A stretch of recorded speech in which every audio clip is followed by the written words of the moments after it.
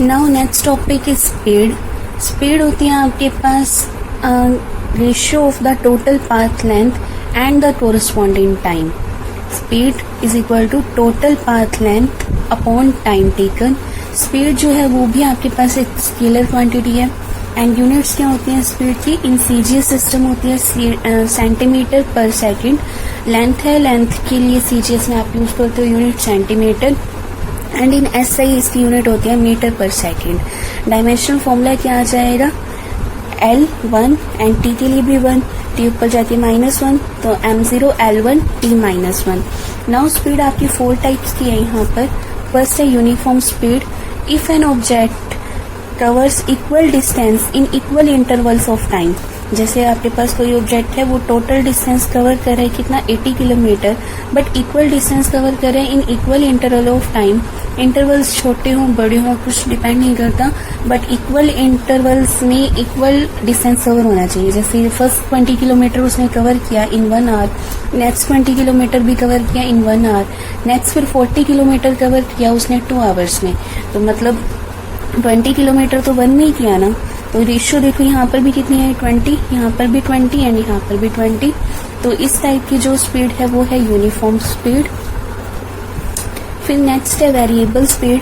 N object is said to be moving with variable speed if it covers equal distances in unequal interval of time. जैसे यहाँ पे distance equal लिया but time unequal ले लिया, तो जो ratio आएगी वो हर बार अलग अलग आएगी। तो ये क्या है, एक वेरिएबल स्पीड है। और unequal distances in equal interval of time, तब भी जो रेशियो आएगी वो डिफरेंट आएगी। तो जो रेशियो होती है डिस्टेंस अपॉन टाइम वही तो होती है स्पीड। तो यहाँ पर भी डिफरेंट आ रही है, यहाँ पर भी डिफरेंट आ रही है। मीन्स वेरिएबल में आपको एक चीज अनइक्वल करनी है, या तो इक्वल डिस्टेंस के साथ अनइक्वल इंटरवल ऑफ टाइम हो या इक्वल टाइम के साथ अनइक्वल डिस्टेंसेस हो। नेक्स्ट है आपके पास एवरेज स्पीड। एवरेज स्पीड होती है जो आपके सेम इफेक्ट प्रोड्यूस कर रही है जैसे इंडिविजुअल स्पीड्स करते हैं। जैसे मैथ्स में भी आप एवरेज निकालते हो, मान लो आपको 5, 4, 3 की एवरेज निकालनी है, तो आप क्या करते हो कि 5 + 4 + 3 डिवाइडेड बाय जितनी टोटल नंबर ऑफ ऑब्जर्वेशन है ये आपके पास आ जाएगा 9, 3, 12/3 4 ही आ जाएगा। वैसे भी आप देख सकते हो सेम डिफरेंस है तो बीच वाला आपका एवरेज आ जाएगा। तो फिजिक्स में देखते हैं क्या होता है। जैसे आपके पास है average speed. When an object is moving with a variable speed, जब ऑब्जेक्ट वेरिएबल स्पीड से मूव करता है, then the average speed of the object is that constant speed with which the object covers the same distance in a given time as it does while moving with variable speed during the given time. जितना वो variable से साथ cover करेगा उतना अगर हम average speed से निकालें तो सेम डिस्टेंस आएगा इन द गिवन टाइम। जैसे इस टाइप के एग्जांपल से देखते हैं। मान लो आपके पास स्पीड थी 5 किलोमीटर पर मिनट, उससे ऑब्जेक्ट मूव किया 20 मिनट्स के लिए। नेक्स्ट 20 मिनट्स के लिए वो मूव किया 6 किलोमीटर पर मिनट की स्पीड से। नेक्स्ट 20 मिनट्स के लिए वो मूव किया 7 किलोमीटर पर मिनट की स्पीड से। ठीक है, तो यहाँ पर डिस्टेंस कैसे निकालोगे, 5 × 20 + 6 × 20 + 7 × 20, ये आपके पास आ जाएगा 100 + 120 + 140 दैट इज 360 किलोमीटर। तो ये तो आपने निकाला विद वेरिएबल स्पीड, अलग अलग दी हैं आपने इंडिविजुअल स्पीड्स। अब एवरेज स्पीड से देखते हैं। एवरेज स्पीड से क्या आएगा 5 + 6 + 7 अपॉन 3, तो एवरेज स्पीड आ जाएगी आपकी 6 किलोमीटर पर मिनट एंड टोटल टाइम कितना आ जाएगा 20 + 20 + 20 60 मिनट। तो डिस्टेंस कितना आएगा 6 × 60 360 किलोमीटर। मीन्स चाहे आप इंडिविजुअल स्पीड से निकालो डिस्टेंस, चाहे आप एवरेज स्पीड से निकालो डिस्टेंस, सेम आ रहा है।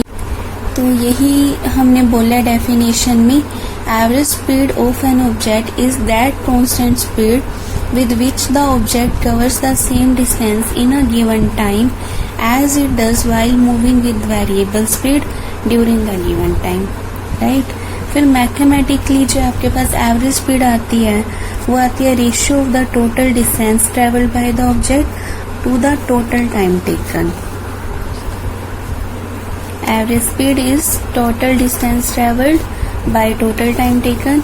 अब इसके भी 2 केसेस हैं। जैसे फर्स्ट में आपको मान लो दे रखे है distance and speed, time given नहीं है।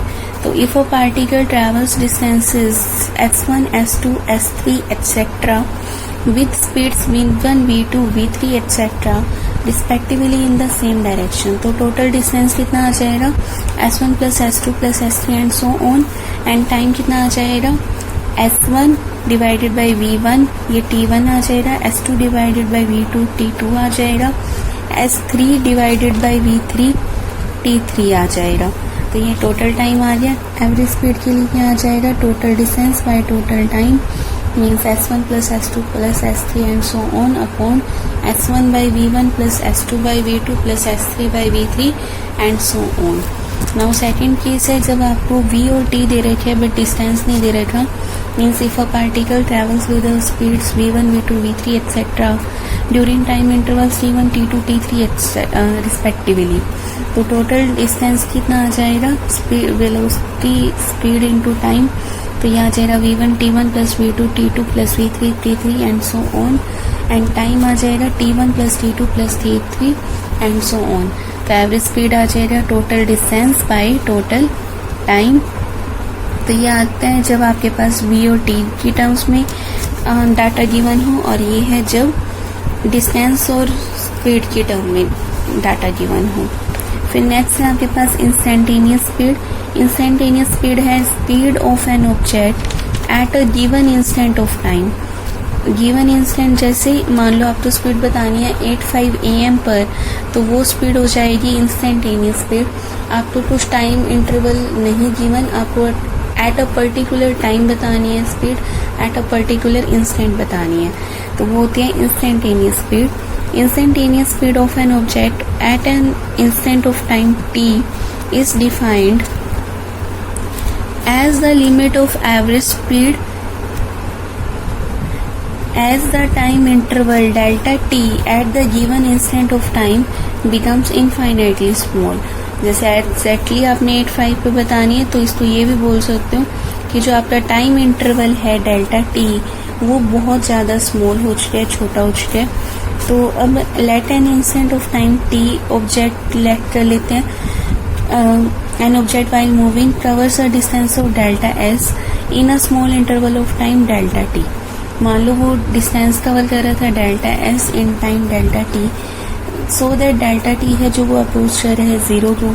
जैसे मान लो 8:05 आपने बताना है, तो मान लो उससे 2 सेकंड पहले 2 सेकंड बाद का हम टाइम इंटरवल ले रहे हैं, तो वो डेल्टा टी अप्रोचेस टू 0 है. तो इंस्टेंटेनियस स्पीड क्या आ जाएगी, limit of average speed. Limit of average speed का फॉर्मूला था ये, total distance by total time, and इसका हमने क्या करना है, डेल्टा टी को स्मॉल करना है, तो लिमिट लगा दी डेल्टा टी अप्रोचेस टू 0. जब आप ये चीज लगाते हो डेल्टा टी अप्रोचेस टू 0, तो आपका जो डेल्टा है वो डी में कन्वर्ट हो जाता है. डेल्टा आता है फाइनाइट चेंज के लिए एंड डी आता है इनफाइनाइटली स्मॉल चेंज के लिए, where D S by D T is the differential coefficient of S with respect to time. ये आपका मैथ्स में भी आएगा डिफरेंशिएशन, जब इनफाइनाइटली स्मॉल चेंज के लिए आप लेते हो रेशियो, तो वो आता है डिफरेंशिएशन. तो ये डिफरेंशियल कोफिशिएंट भी है. In case of uniform motion means जब स्पीड सेम है तो इंस्टेंटेनियस स्पीड इक्वल हो जाती है यूनिफॉर्म स्पीड की. एंड इंस्टेंटेनियस स्पीड को आप मेजर करने के लिए यूज करते हो स्पीडोमीटर. व्हीकल्स में लगा होता है ना स्पीडोमीटर, तो वो हर पर्टिकुलर इंस्टेंट पे आपके व्हीकल की स्पीड बताता है, राइट.